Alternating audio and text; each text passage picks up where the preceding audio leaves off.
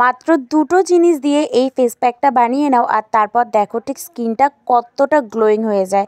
Just একবারই apply করো। Hello, সবাই কেমন আছো? আমি স্বাতী, আমার একটা নতুন ভিডিওতে তোমাদের সবাইকে স্বাগত। আমি আজকের ভিডিওতে তোমাদের সাথে একটা ফেস প্যাক শেয়ার করব। এটার জন্য একটুখানি বেসন নিলাম আর তার সঙ্গে নেবো একটুখানি কফি। আর কফিটা যেহেতু আমার স্যুট করে তো আমি ম্যাক্সিমাম বেশিরভাগ প্যাকের মধ্যেই কফিটা দিই। তবে জানো তো, একবার আমাকে পার্লার থেকে বলেছিল যে শীতকালে ড্রাই স্কিনের জন্য বেসনটা নাকি ভালো না, শীতকালে ড্রাই স্কিনদের বেসনটা ইউজ করতে না করেছিল। তবে আমার তো একদমই ড্রাই স্কিন, একদম পুরো মানে খুব ড্রাই আমার স্কিনটা। তাও না, আমার এই প্যাকটা খুব ভালো কাজে দেয়। আমি এটা মাঝে মাঝে ইউজ করি, আমার ভীষণ ভালো লাগে এই প্যাকটা ইউজ করতে। এখানে দেখো একটু জল দিয়ে ওই কফিটা আর বেসনটাকে মিশিয়ে নিলাম। আর শীতকাল তো একটুখানি রোদে বসেছিলাম।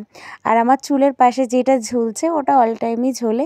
আমি জানি না আমি খোপা করতে গেলে আমার সাইড থেকে এই এক পাশলা চুল এরকমভাবে মানে বেরিয়ে কেন যায়, এটা নিয়ে সবাই হাসাহাসিও করে। পরে যখন আমি ভিডিওটা দেখি আমার নিজেরও হাসি পায়।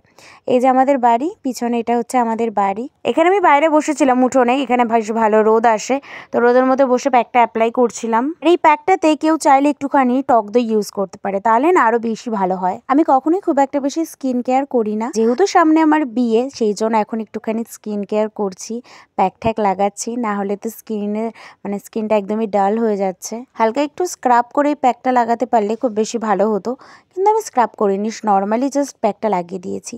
আর এই যে দেখো, এটা হচ্ছে আমাদের পাশের বাড়ির বাচ্চাটা, ওই যে ওটা হচ্ছে ওদের বাড়ি, ওই পিছনেরটা। আর ওর দাদা ওই যে ওখানে বসে আছে, আর এটা ওর বাবা। আর ও চলে এসেছিলো আমার সাথে একটুখানি প্যাকটা লাগানোর জন্য। আর যেহেতু আমার একটুখানি প্যাক বেশি হয়েছিল, তো বললাম আয় তোকে একটুখানি মাখিয়ে দিই প্যাকটা। এদিকে দেখো ওরও রোদে রোদে ঘুরে ঘুরে মুখের অবস্থাটা কি হয়েছে। যদিও এসব প্যাক ট্যাক বাচ্চাদের মাখাটা উচিত না, কিন্তু আমি ভাবলাম এর মধ্যে তো আর কোনো আর্টিফিশিয়াল কিছু নেই, পুরো ন্যাচারাল ইনগ্রিডিয়েন্টস। তো সেই জন্যই আমি ওকে একটুখানি দিয়ে দিলাম, যদিও ওর মাকে আগে জিজ্ঞেস করতে বলেছিলাম যে আগে মার কাছে জিজ্ঞেস করে আয়। আর যেইটুকু বেঁচেছিল সেটুকুও হাতে মেখে নিল।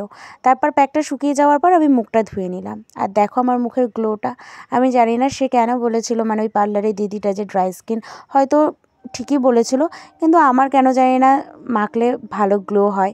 তোমরা নিজেরাই দেখতে পারছো যে আমার স্কিনটা ঠিক কতটা গ্লো করছে। তবে শীতকালে ক্রিমটা তো মাখতেই হবে, শীতকালে ক্রিম না মাখলে তো হবে না, স্কিন ফেটে যাবে।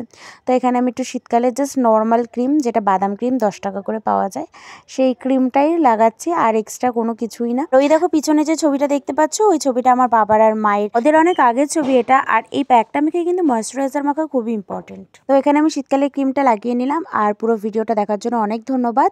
ভিডিওটা কেমন লাগলো অবশ্যই জানিও।